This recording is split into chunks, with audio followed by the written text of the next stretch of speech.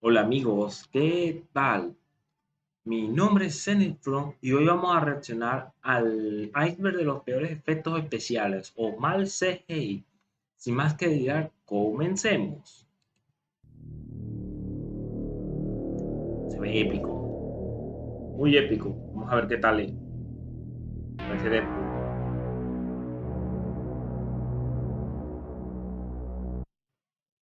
Hoy en día, es casi imposible imaginar al mundo del entretenimiento sin el CGI, que por sus siglas Bueno, significa muy Computer real. Generated Imagery o imágenes generadas por computadora.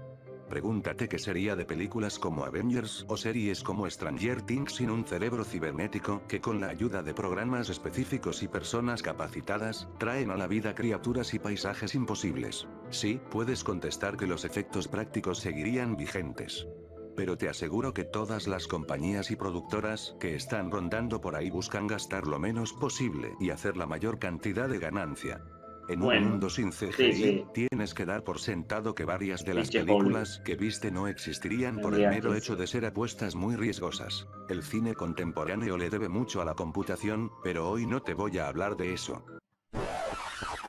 Hoy te voy a mostrar una caterva de ejemplos que te incitarán a sacarte los ojos. Lo peor de lo peor en cuanto a efectos especiales está alojado en este iceberg y mientras más desciendas, más ganas te darán de convertirte en un aficionado del cine mudo, para así tener muy pero muy lejos a todo lo que englobe la palabra Bicho, que turbio computarizado. eran esos Sin bichos. más preámbulos, comencemos.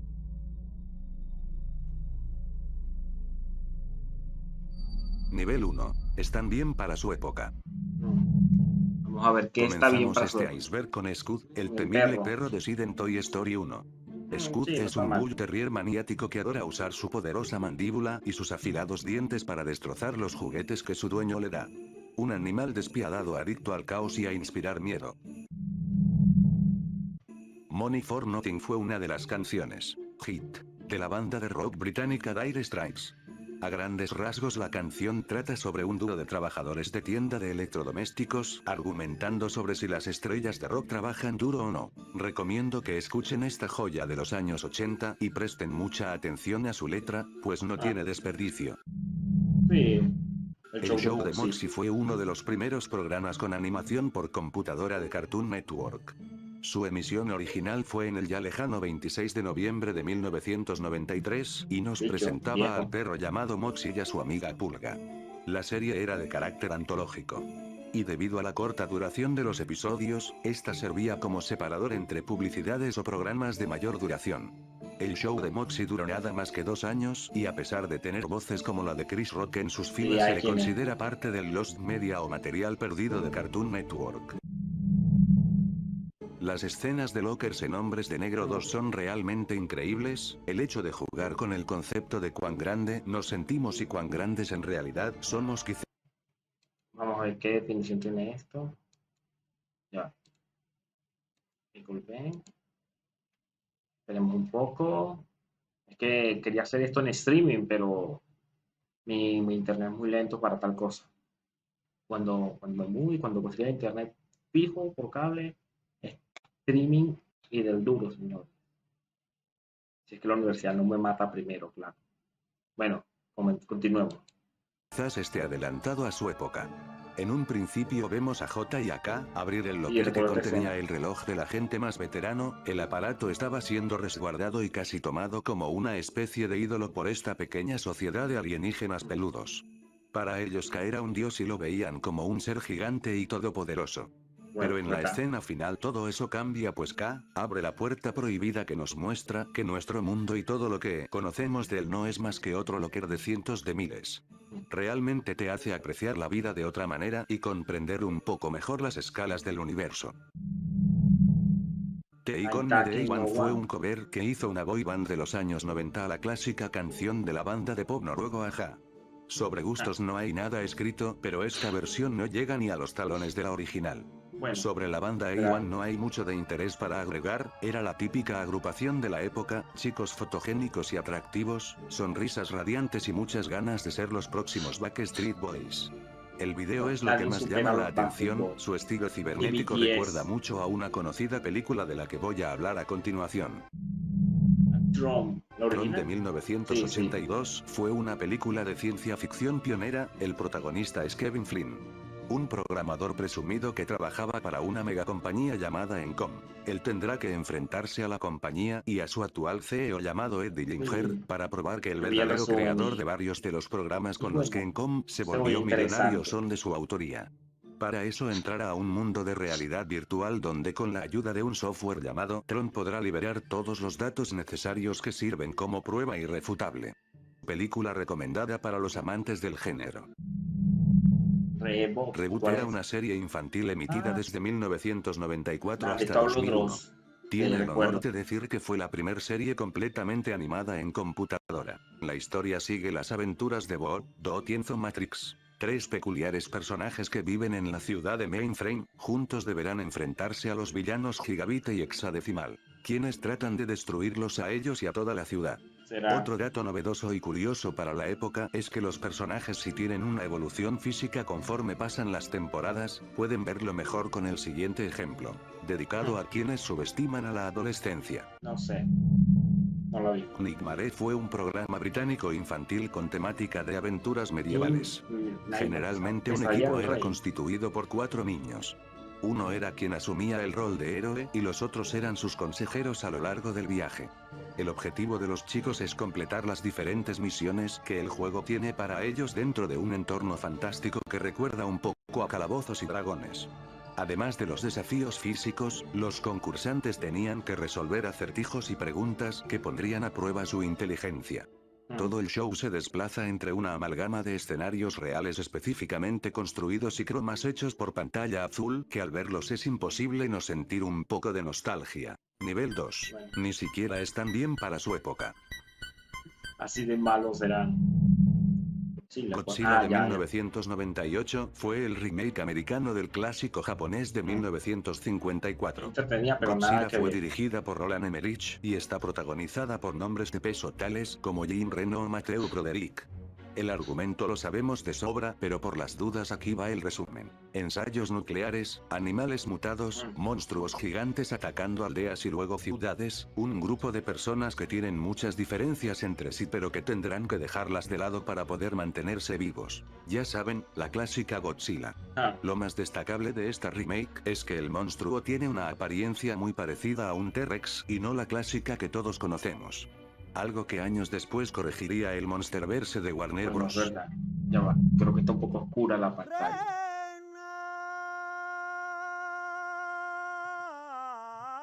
Ah, no, está al máximo. Pensé que estaría más.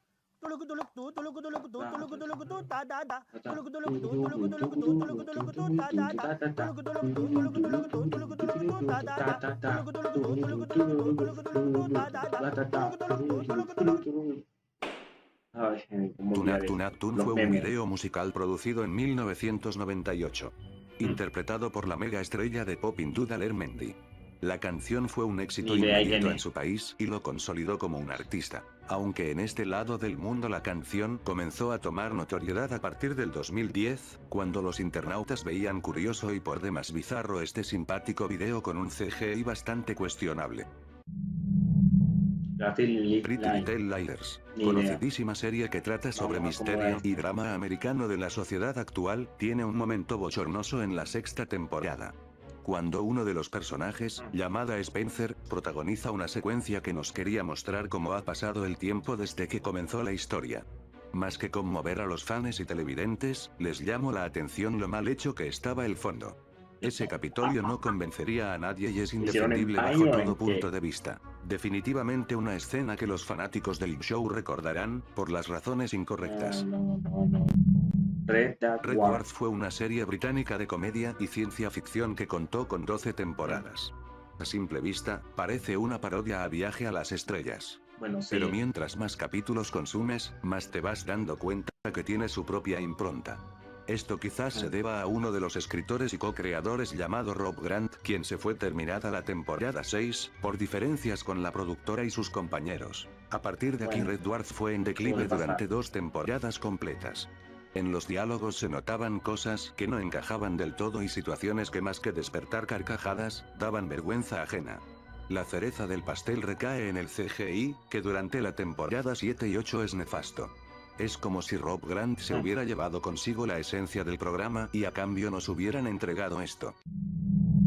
V2. Cube de 1997 es una película canadiense de terror y ciencia ficción. En el film se nos presenta esta especie de escape room mortal hipertecnológico con forma de cubo. Dentro tiene apresadas a un grupo de personas con características y personalidades muy diferentes.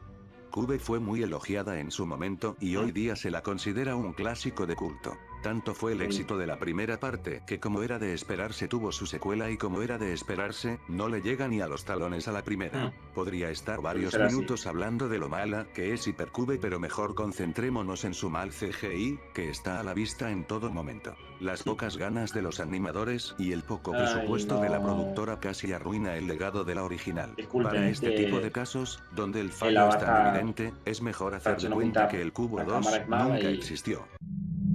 Y bueno. En este iceberg nadie se salva.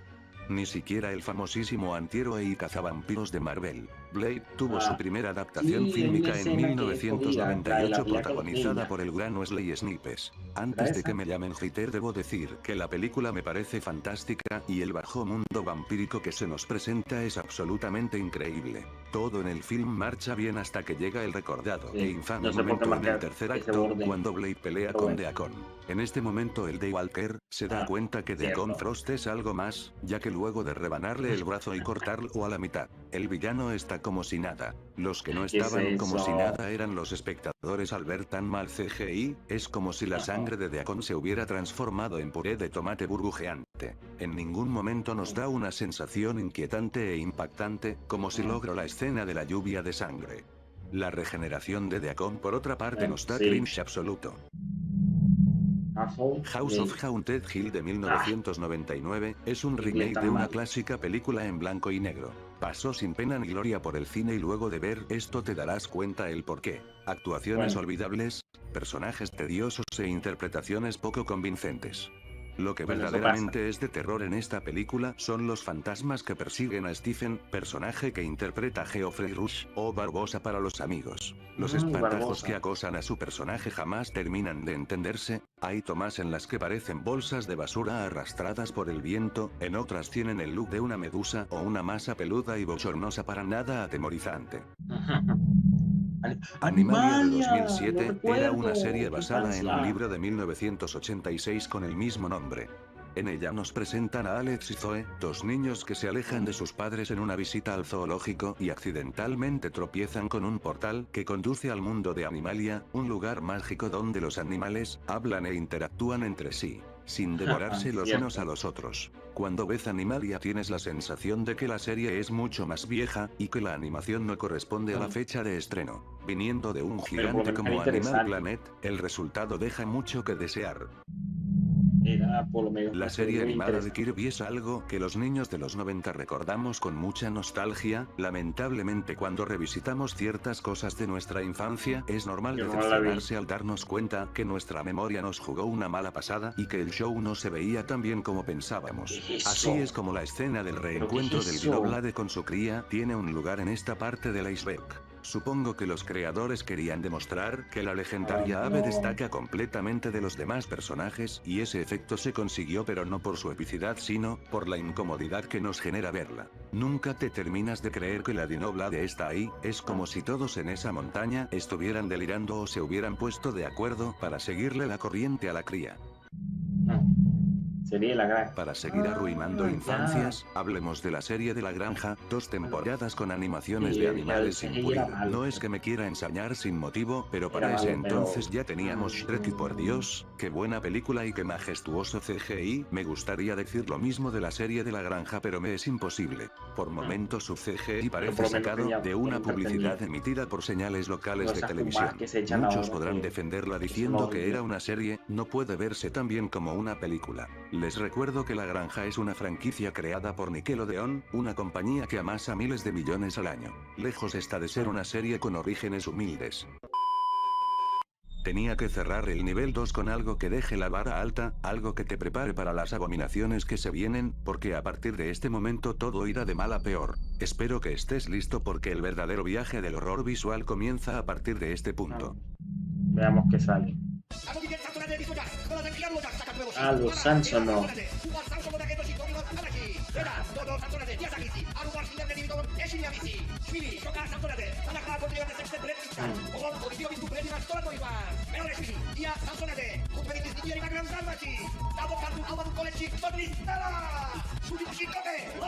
¿Qué verga es eso?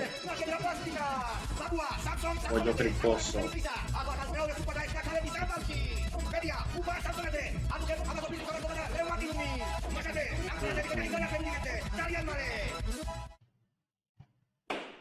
Definir a los Samsonadzes en una palabra es casi imposible. Podría decirse que plagio es la correcta, pero el robo es tan descarado y tan notable que la palabra se le queda muy corta. The Samsonadzes es la versión terror del Dritch de los Simpsons, es lo que quedaría de la mítica serie de Fox si los animadores conocieran a Cthulhu y luego fueran obligados a hacer otra temporada.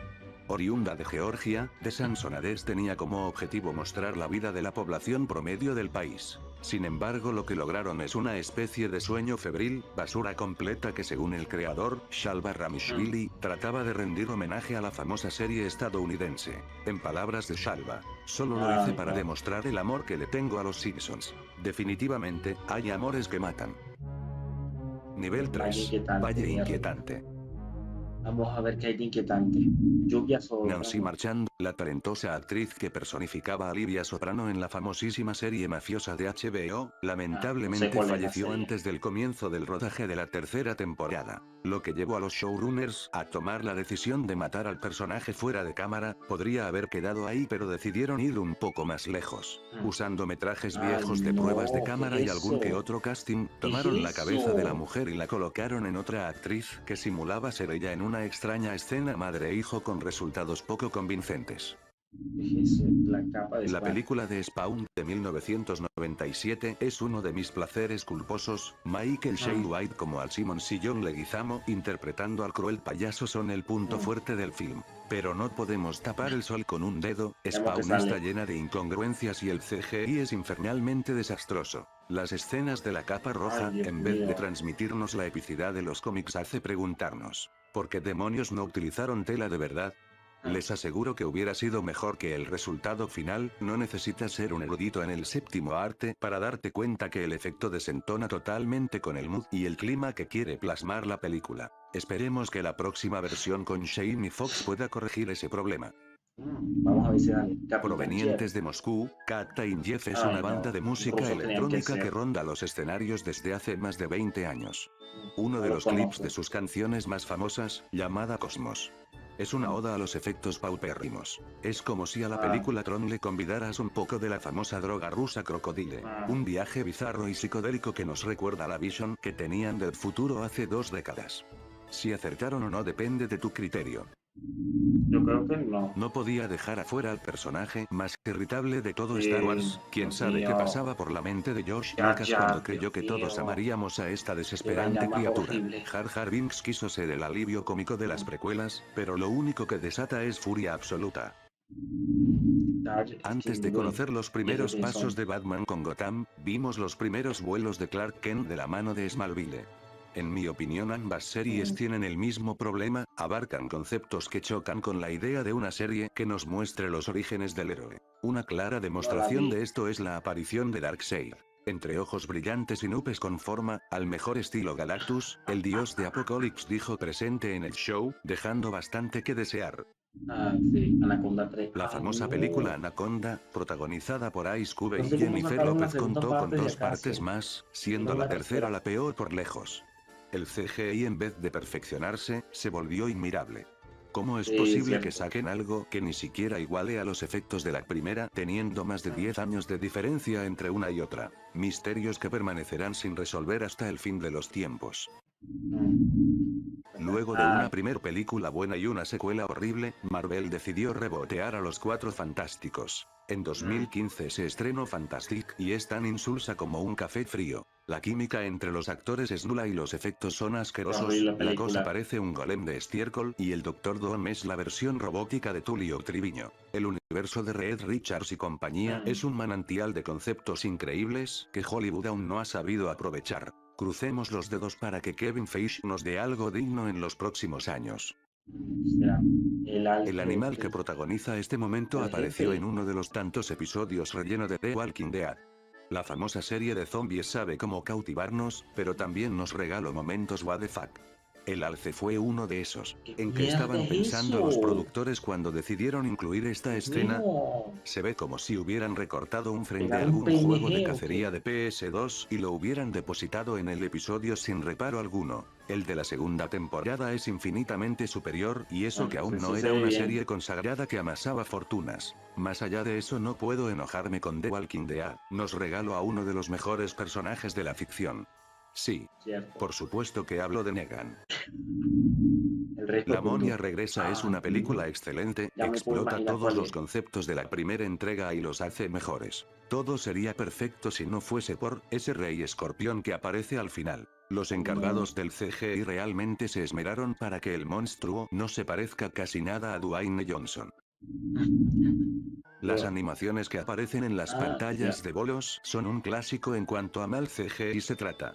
Lo curioso del asunto es que no puedes dejar de verlas, la mayoría son bastante genéricas y parecidas entre sí. Pero hubo una franquicia que llevó las cosas lo más lejos posible, parodiando temas como el sexo, el asesinato de Kennedy y la mismísima crucificación de Jesús. Gracias a esto las animaciones de bowling se volvieron tendencia en el país del norte por varios días y la lluvia de memes no se hizo esperar. Una rara pero muy efectiva forma de promocionar un negocio. Bueno, muy real.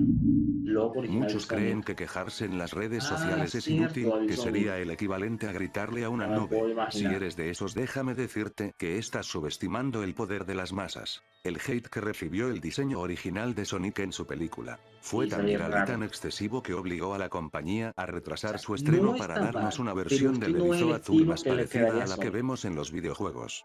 Quizás haya sido una acertada campaña de marketing, pues por más que las críticas sean malas o buenas, que existan significa que alguien vio tu producto. El diseño original de Sonic se volvió viral, incluso hasta la fecha sigue siendo parodiado, y creo que seguirá pasando por varios años más.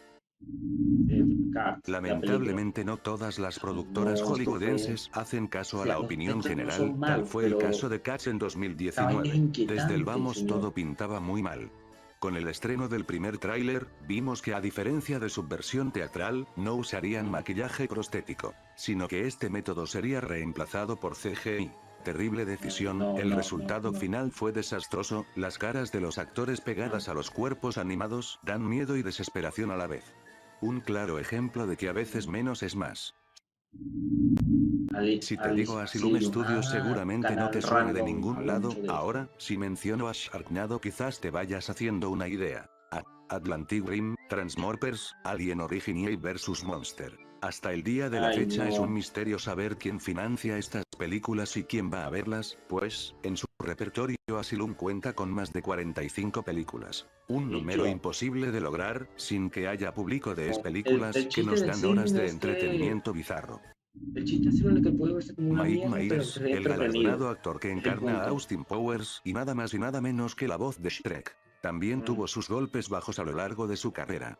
El Gurú del Amor es el ejemplo ¿Qué es perfecto eso? para ello. Una película que no cautivó para nada a las críticas y tampoco a la audiencia. No fue un film que necesitara de mucho CGI para funcionar, pero cuando lo tuvo, fue terrible. La escena del joven gurú es pésima, el humor queda de lado completamente, debido a que la atención está puesta en esa cabeza tan mal colocada en el cuerpo del chico. Hay partes innecesariamente largas y los gags faciales que no causan gracia son eternos.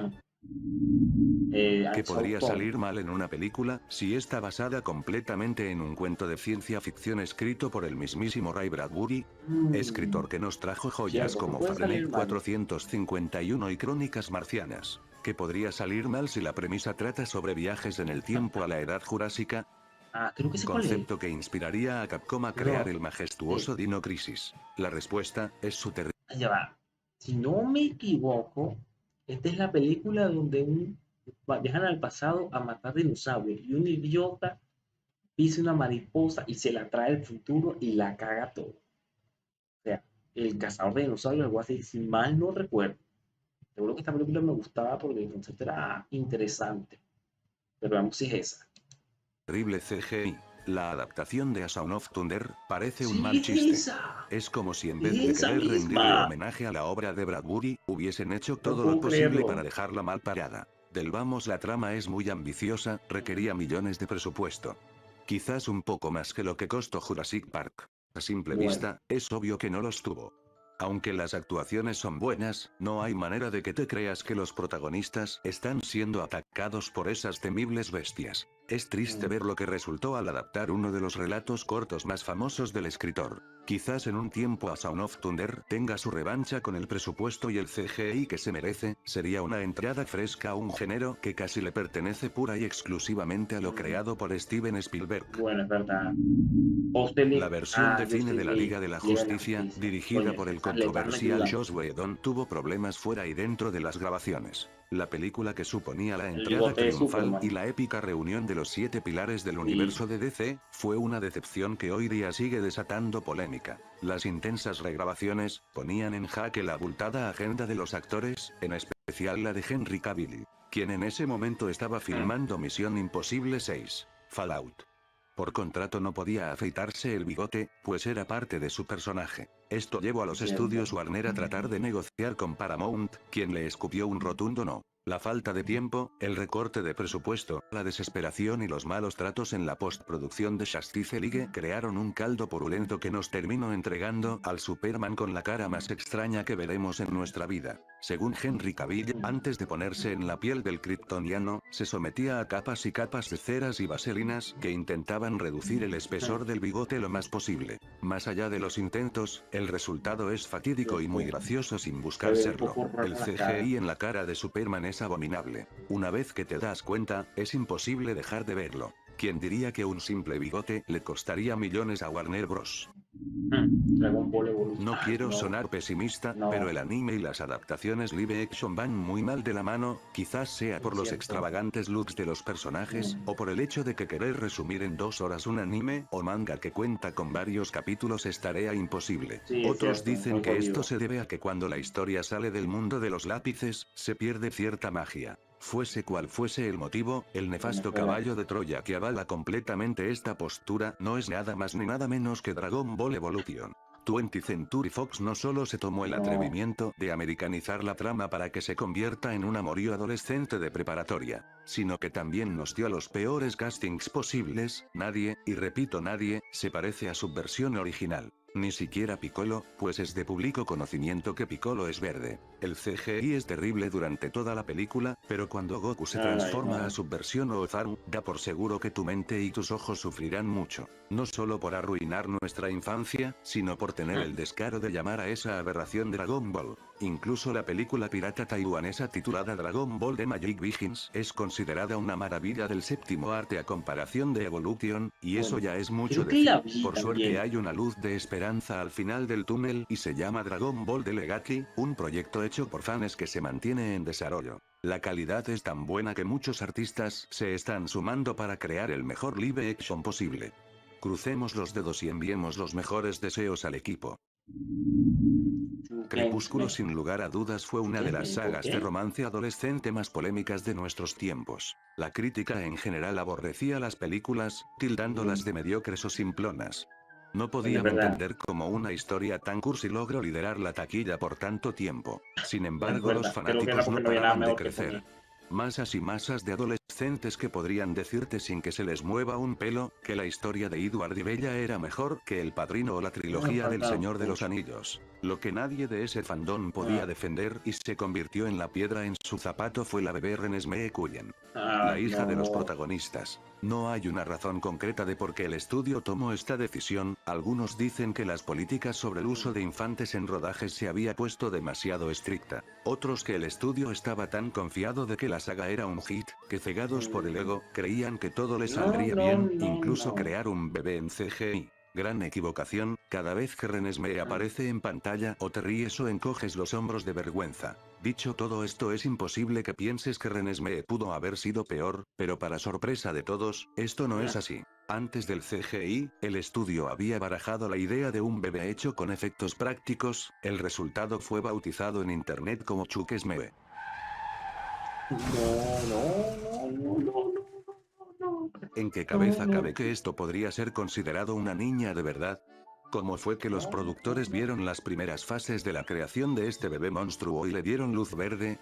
Chukesmee incluso llegó a participar de los rodajes, varios actores decían que mantenían al muñeco en una caja de vidrio y que cada vez que pasaban cerca de ella, se sentían observados y aterrados. Esta suerte de Annabelle fue arrancada de la película cuando en una proyección de prueba todos los espectadores rompieron en carcajadas. La bebé, que debería ser tierna, los incomodaba frenéticamente. Gracias a Chukesmee, podemos decir que la bebé CGI no fue tan mala después de todo.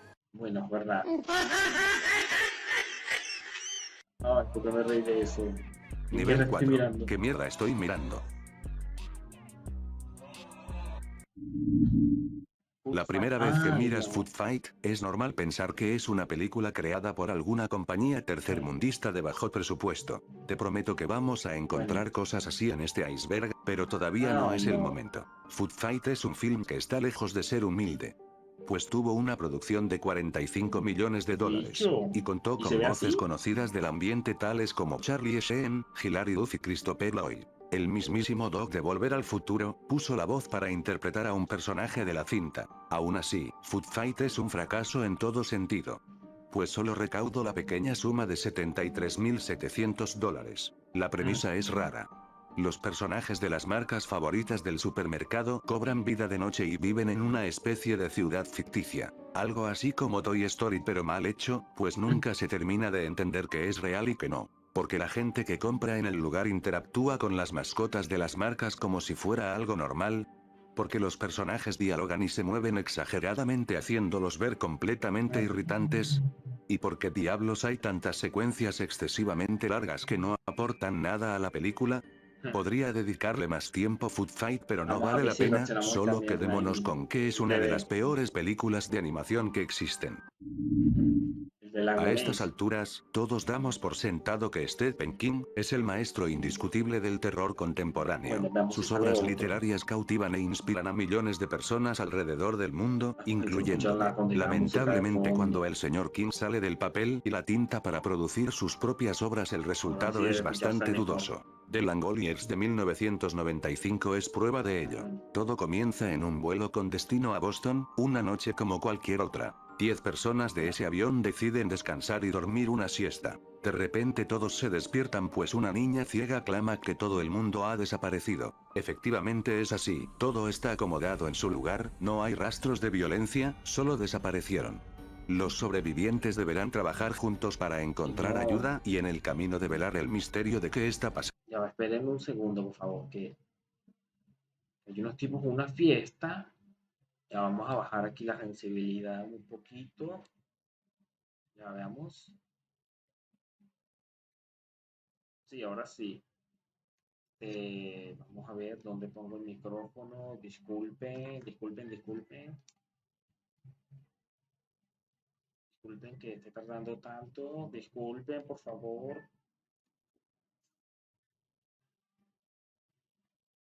Sí, ahora sí está bien. La película se mantiene interesante la primera hora y media, la intriga y los enigmas son increíbles, pero cuando ves a estas criaturas aparecer en escena, todo lo construido hasta ese momento se va por el caño. El look de los monstruos es bastante acertado a la novela, pero el CGI es terrible. Los Langoliers, esas terribles criaturas cósmicas que se alimentan de toda la materia que habita en la Tierra, y parecen albóndigas enojadas en su adaptación. No quería hablar dos veces de una misma película, pero con Spawn es imperioso hacer la excepción. Las secuencias de Malevolgia son pesadillas y no en el buen sentido. El oscuro demonio que engañó a Al Simmons es clave para entender la trama. Lamentablemente, no contaban con los recursos para mostrarlo con la grandeza y el terror que genera en los cómics. En cambio, tuvimos esta especie de salamandra peluda y maléfica. El inframundo se ve espantoso, no por los horrores que alberga, sino por su mala calidad de animación. Lo único que me queda decir del CGI de Spawn de 1997 es que es un desastre infernal que los fans de la franquicia tuvimos la mala suerte de experimentar.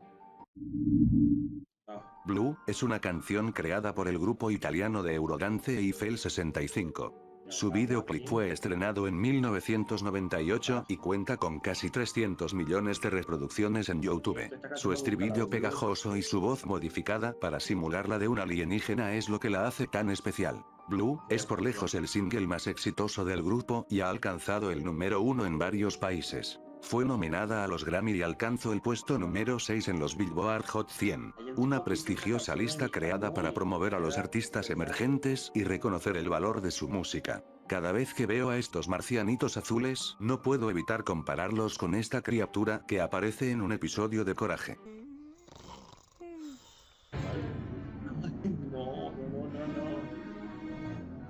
No es perfecto.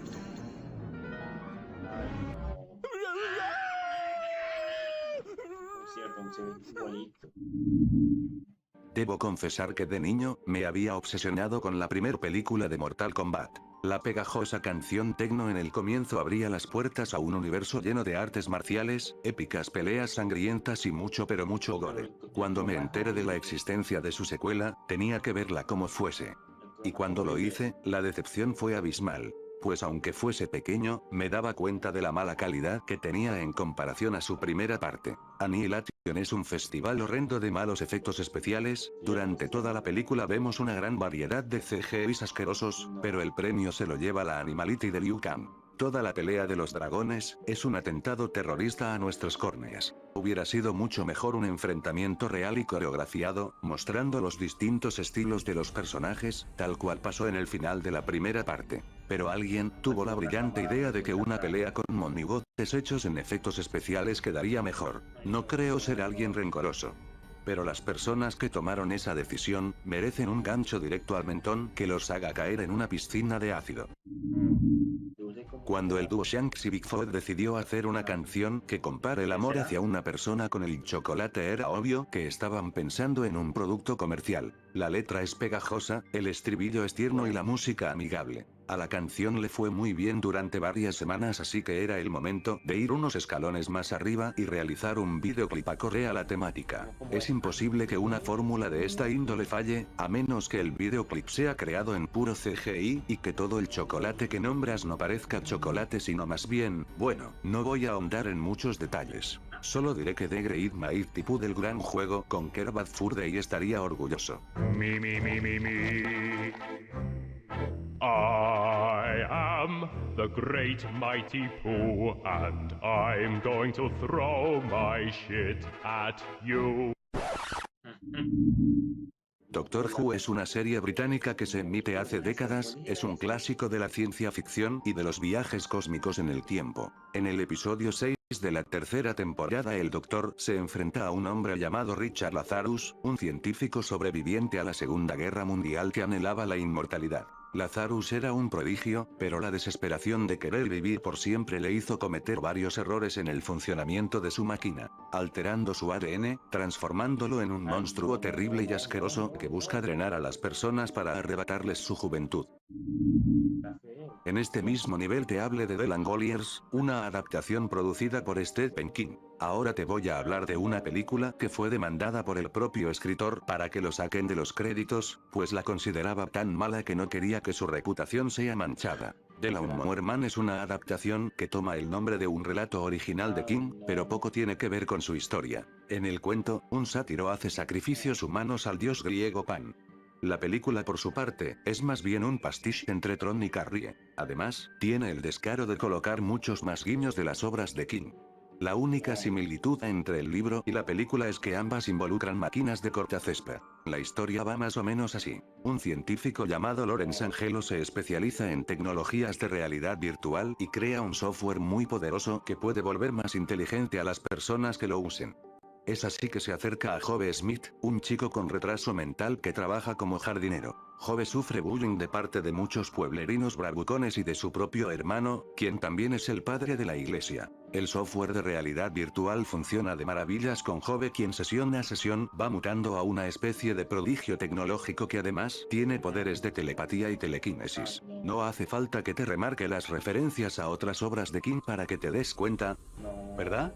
Joe se vuelve omnipresente e inestable, ahí es cuando empieza a vengarse de todos los que abusaron de él realizando una matanza cibernética con un CGI espantoso. Es momento que Lawrence ponga un fin a la situación y es ahí cuando entra al mundo virtual para pelear con Joe, quien ya se creía amo y señor del universo. Todo esto lo vemos con los peores efectos especiales que podrían darnos. Stephen King estaba tan furioso con la gente detrás de la película que le hizo un juicio al estudio para que retiraran su nombre de ella. No podía entender por qué utilizaron su nombre y el título del cuento para crear semejante aberración visual. Nosotros tampoco. El escritor incluso tuvo que hacer una segunda demanda al ver que su nombre permanecía en la versión VHS de la cinta, ambas las ganó. La película de The Lawnmower Man originalmente se iba a llamar Cybergod.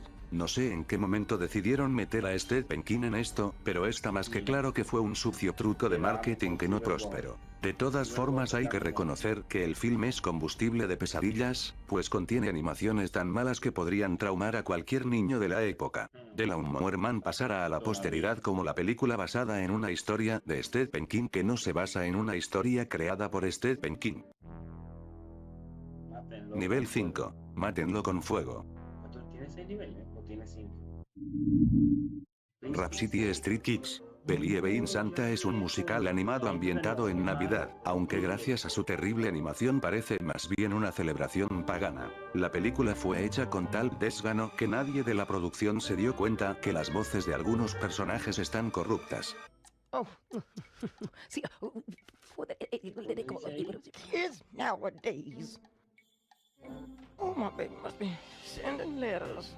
I'll be back in a hurry, great grandma. Always in a hurry. You just got for an edit. Isn't that what Santa does? It was from my heart. Oh, see, for the boy, now. She doesn't get it. Oh, Christmas. Oh.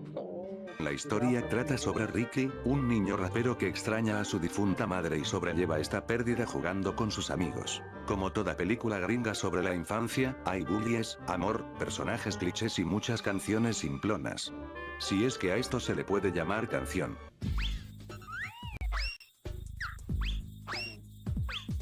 I'm a decorating master, no one is faster. Don't you know I'm a Christmas tree plaster? Wow, Ricky, that's not bad. For you. El 4 de marzo del 2007 el usuario llamado TaloVS sube a YouTube un video titulado Amou. En él se puede ver una animación 3D de un niño que baila y canta una canción infantil árabe.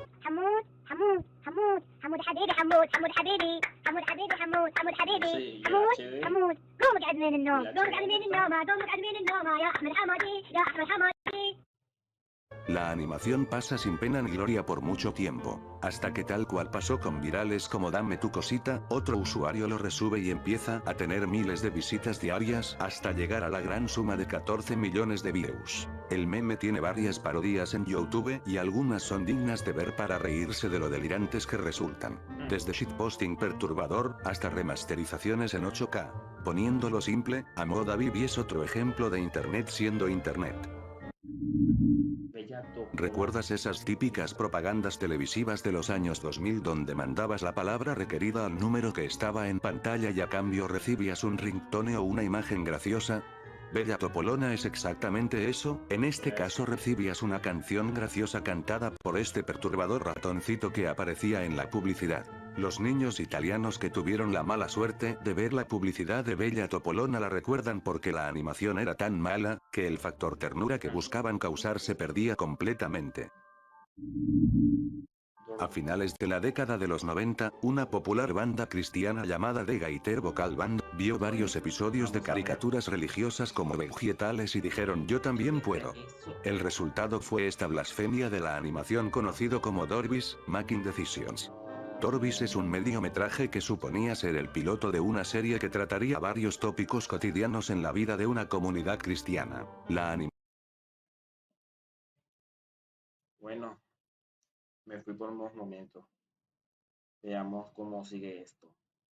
Para promocionarte, es bien sabido que tienes que tener los derechos, si no es así es muy probable que te enfrentes a varios problemas legales. Lo que muchos pillos del mundo del comercio hacen para evitar esto, es crear plagios lo suficientemente reconocibles para que recuerdes al producto original y lo relaciones con lo que ellos te están tratando de vender. Lo que hizo el dueño de una concesionaria de autos local con mi villano favorito no tiene perdón de ningún dios. At JT's Chrysler Jeep Dodge in Lexington, I'm going to give you the moon! It's fantastic me, and I make this the most easiest decision you ever make. From now to the end of the month, pay $0 down, and nothing till January next year. Like new Jeep from $14,990. That's a good price. Save $8,000 on Chrysler 300. Or new Jeep Compass or Chrysler 200 from $99 a month. That's a lot of good stuff. You're only going to get that at the JT's Chrysler Jeep Dodge in Lexington. Do what? JT'sJeep.com.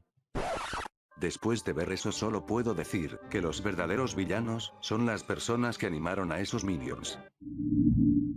No sé por qué las terceras partes están condenadas en este iceberg.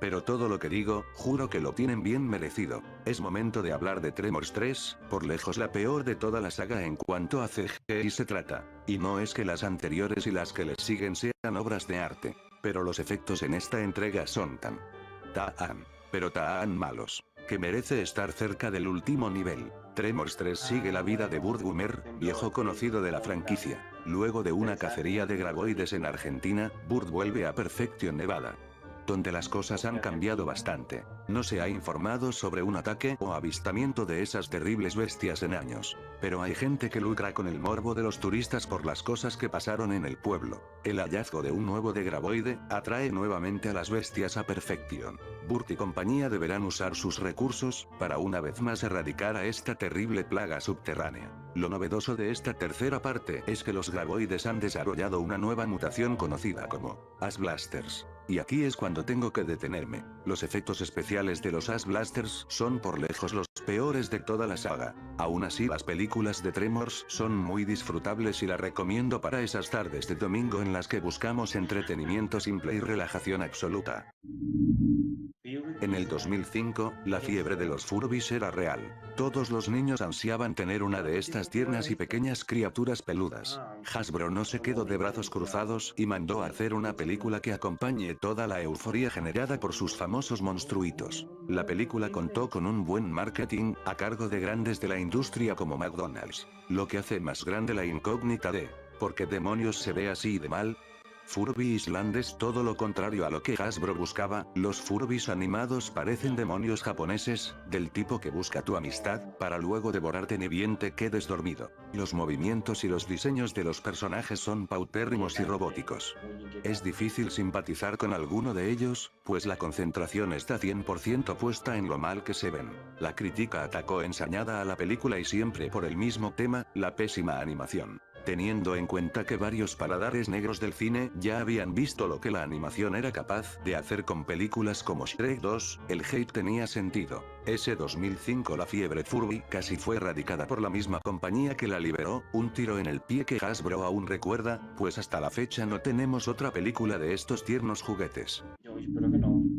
Hoy día, Disney es una máquina de hacer shows y películas relacionadas a Marvel o Star Wars. Pero hace 12 años, la gran compañía del ratón era más propensa a arriesgarse y apostar con cosas distintas. Fue en esa época que contactaron al director Robert Zemeckis, nada más ni nada menos que la persona detrás de Forrest Gump y Volver al Futuro. La idea era hacer un remake animado de la famosa película de los Beatles estrenada en 1968, titulada Yellow Submarine, que a su vez se basa en la canción del mismo nombre. En la historia, un chico llamado Fred, que vive en la ciudad submarina de Pepperland, utiliza un submarino amarillo para viajar a Londres y pedirle ayuda a los Beatles, ya que su mundo estaba siendo azotado por unos malvados seres que odian la música y se llaman Bloomies. Como es de esperarse, los 4 grandes de Liverpool acceden y en el camino de vuelta pasan por distintas situaciones y por su gran repertorio de canciones. Disney planeaba estrenar el remake de Yellow Submarine en 2012, a tiempo para los Juegos Olímpicos de Londres.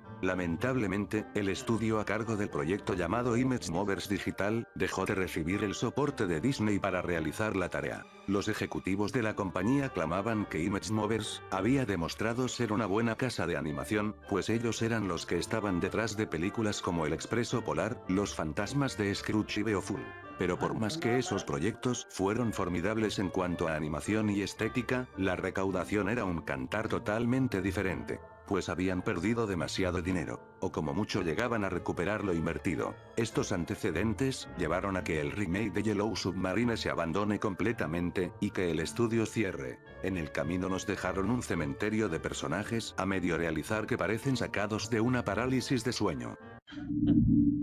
Cuando un director comienza su carrera filmográfica comparando su obra con la de Hitchcock, hay dos opciones. Estamos frente al nuevo prodigio del séptimo arte o atestiguaremos los delirios de grandeza de un loco. En el caso de James Nguyen, da por sentado que se trata de lo segundo. Este tipo se desfiló por varios canales de televisión, promocionando su película, comparándola con Los pájaros, la clásica cinta estrenada en 1963. James decía que su obra era una complicada historia que involucraba amor, el fuerte deseo de sobrevivir y un claro mensaje ambientalista para que el mundo cobre conciencia de todo el daño que causamos. En febrero de 2010, Nguyen organizó una avant-premiere en nada más y nada menos que Hollywood. Todos los que entraron a esa sala tuvieron el privilegio o la mala suerte de ser los primeros en ver Birdemic, shock y terror.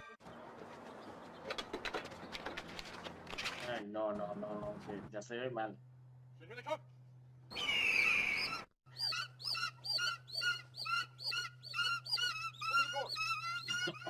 No puede estar así es realmente la película. Ay, no. Eso se ve terrible. ¿Qué es esa vaina? Fueron unos pájaros reales.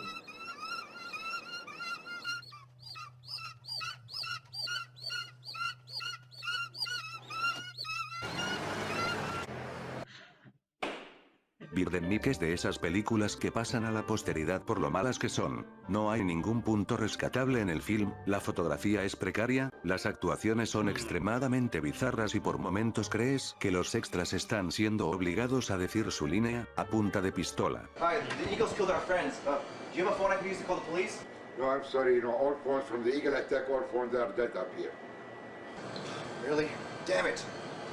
Well, we need some gas.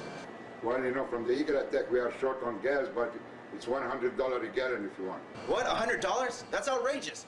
Los efectos especiales son terribles, los pájaros son tan falsos, desproporcionados e irreales que es imposible no estallar de la risa. Birdemic es lo que a mí me gusta llamar un antifilm, una cinta que logra cautivar a las masas y hacer buen dinero, por las razones erróneas. James Nguyen, ante ti me quito el sombrero.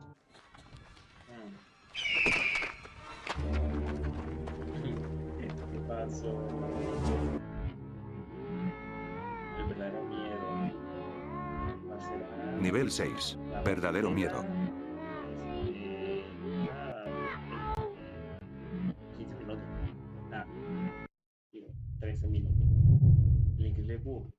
Un científico prueba en sí mismo un supersuero que lo transforma en una montaña gigante de músculos cada vez que se enoja. Él no puede controlar sus transformaciones, así que deberá ocultarlas de su novia, que también es la hija de un general de alto rango en la Armada Americana. Por supuesto que estoy hablando de El Increíble Burke. No. ¿Qué es esto? Well, it ain't Barney the purple dinosaur. Good thing I called back up. Back up. You're gonna need Arnie to take down that monster. Esta película es otro nivel de vergüenza ajena, no solo por ser una copia descarada del gigante Esmeralda de Marvel, sino que salvando a los actores, todo lo demás está hecho en un CGI asqueroso. Casas, autos, calles, hasta algo tan simple como una caminata usa el croma como recurso. Y como si lo que vimos hasta ahora no fuera suficiente, se toman el atrevimiento de hacer una escena con Bull corriendo, mientras desfila por todos los escenarios gratuitos que encontraron.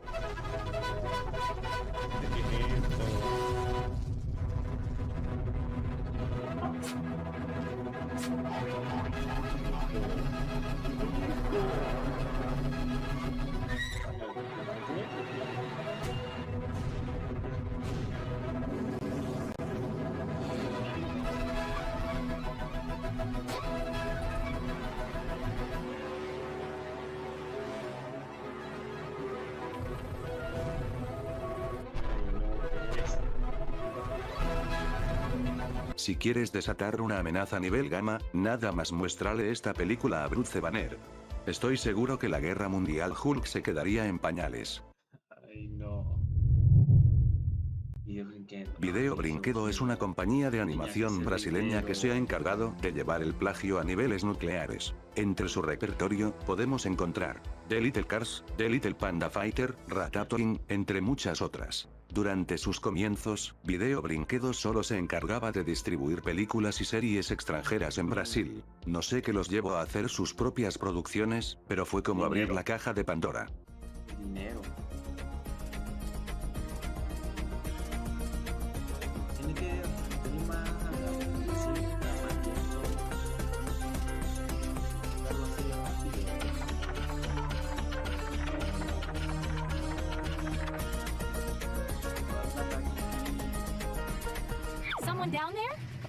Actualmente, Video Brinquedo ya no existe pues se declararon en bancarrota. Aunque con la fama que están recibiendo últimamente gracias a los creadores de contenido que analizan sus películas, no descarto el regreso triunfal de la DreamWorks brasilera.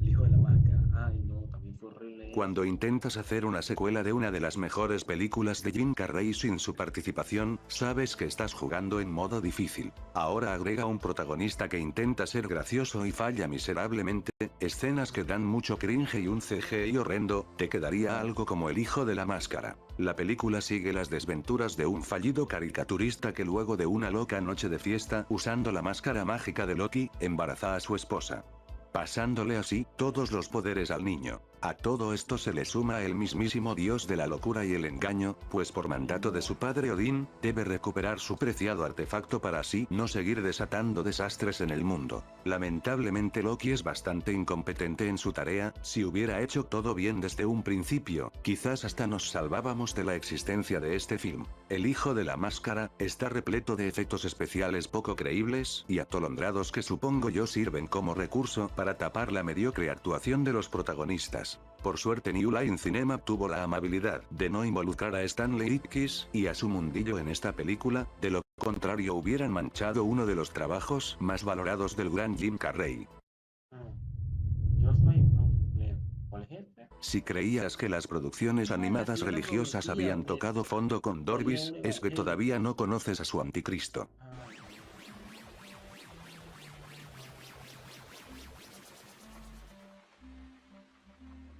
Joshua and the Promised Land inicia con Josué, no ese Josué, sino este. Un león cachorro antropomórfico que vive en la actualidad. Por alguna extraña razón un ángel se le aparece y lo lleva al pasado para darle una lección de valentía. Cabe destacar que no van a cualquier fecha, sino que se dirigen a donde el Josué de la Biblia está viviendo el comienzo de su leyenda. Gracias a los poderes mágicos de este ángel furro, el Josué del presente se mete en el cuerpo del Josué bíblico.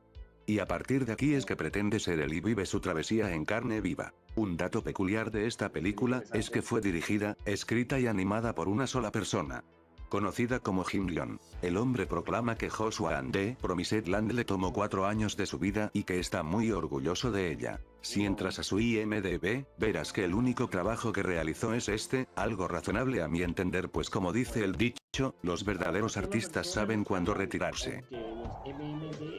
¡No! ¡No! Educaifun es un conocido canal de YouTube que simula ser contenido infantil, pero en realidad está muy lejos de eso. Johnny? Yes, Papa. Eating sugar? No, Papa. Telling lies? No, Papa. Open your mouth. Ha, ha, ha.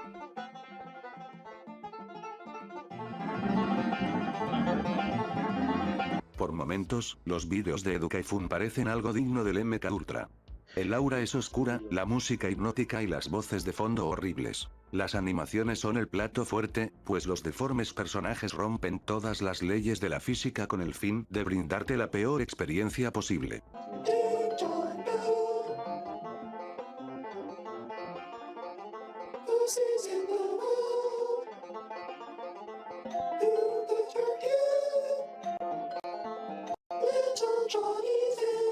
El canal original de Educaifun fue eliminado, según dicen, el motivo fue que algunos de sus vídeos lograron burlar el algoritmo de YouTube y se colaron en la sección Kids, donde varios niños vieron su material horrorizados. Esto alertó a sus padres, quienes pusieron el grito y las denuncias en el cielo.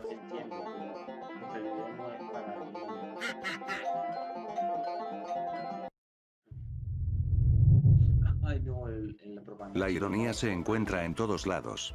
Esto más que una opinión, es un hecho. Un ejemplo perfecto para demostrarlo es esta campaña contra las drogas, que parece el peor mal viaje que podrías vivir. Yo sé que eres chiquito y que sabes ver que no todas las cosas se pueden creer. Si te ofrecen drogas te van a decir que se siente bien padre, que te vas a reír. No es cierto, no hagas caso, no es cierto.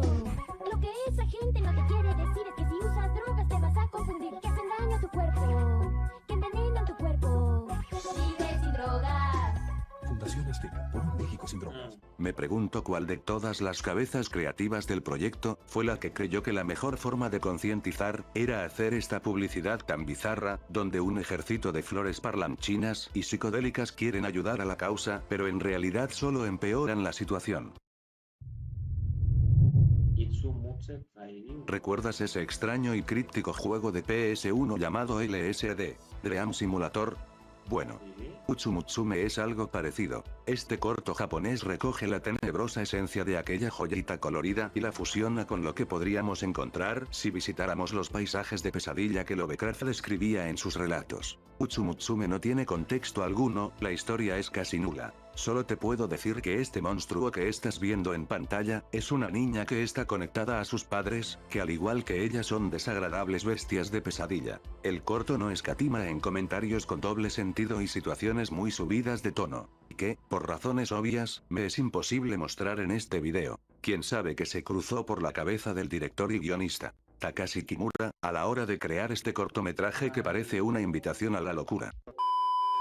Llegamos a la última parada de este iceberg, créanme cuando les digo que realmente no están preparados para lo que se viene. Si consideran que son sensibles a ciertos temas, les incomoda hablar sobre tópicos tabú, o no han cumplido la mayoría de edad. Les recomiendo y ruego encarecidamente que por su bien, den por finalizado el video y sigan su camino.